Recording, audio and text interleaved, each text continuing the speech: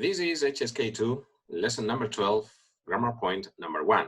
We're going to study the complement of degree in Chinese. What are we referring to? Basically, we're referring to indicate the result, the grade, or the state of an action. Here we have a simple example. 你说得很好. You speak very well. Here we are not just saying that you speak bad, you speak very well. So we are indicating the grade of this action, speaking. We're going to see some examples. 他说得很好. He speaks very well.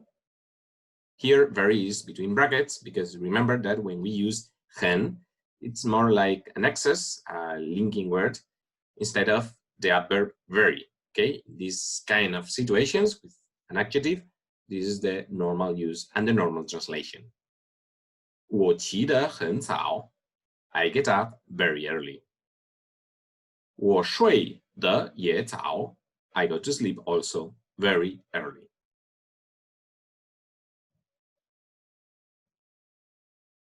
More examples.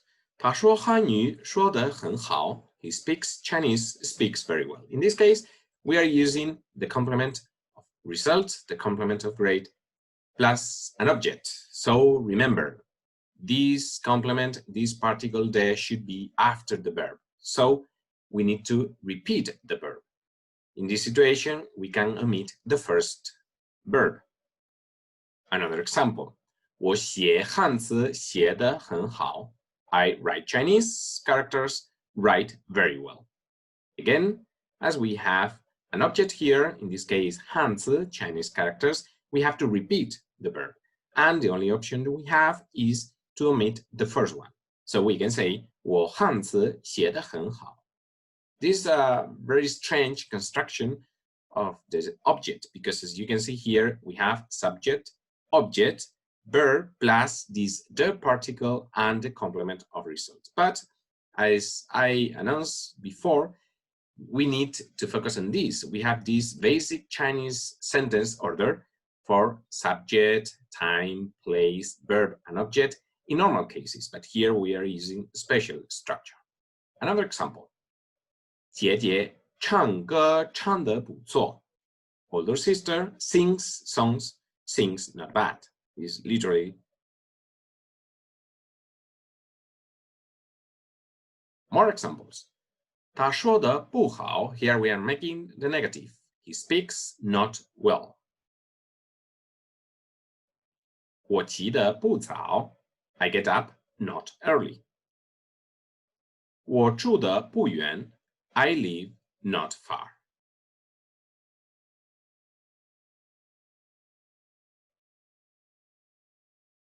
Let's see some other examples. Now, negative with an object. 他说汉语说得不好.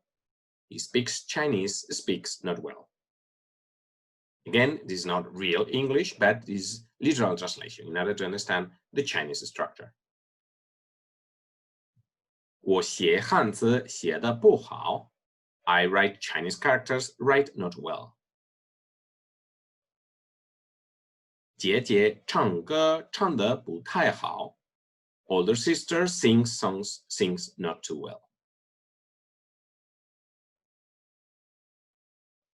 Now, the last section of examples, in this case, to make the interrogative. 他说的好不好? We are using here affirmative plus negative. Does he speak well?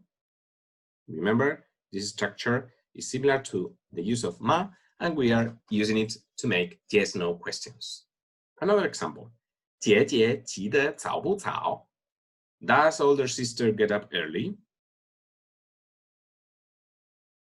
And the last example. 你住得远不远? Do you live far?